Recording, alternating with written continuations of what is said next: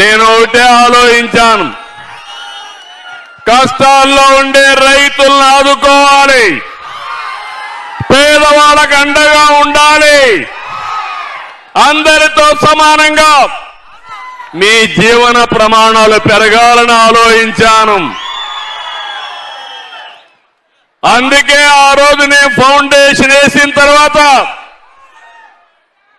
ఖర్చు కూడా పెట్టి అడ్మినిస్ట్రేటివ్ శాంక్షన్ చేసి మొట్టమొదటిసారిగా పనులు ప్రారంభించిన పార్టీ తెలుగుదేశం పార్టీ. అవునంటే గట్టిగా చప్పట్లు కూడా చెప్పండి అవునని.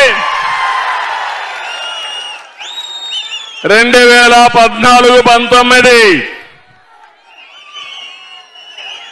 పనులన్నీ పడకేశాయి.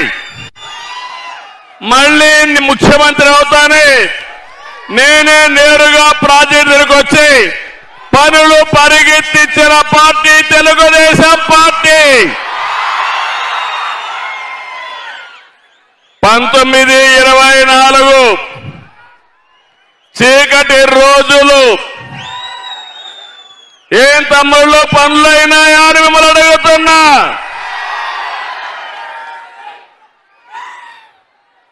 మీరందరూ ఆలోచించుకోవాల్సిన అవసరం ఉంది. ఆ రోజు మీరు ఒక్కసారి చూస్తే ఆనాటి ముఖ్యమంత్రి దీనివల్ల 4,35,000 ఎకరాలు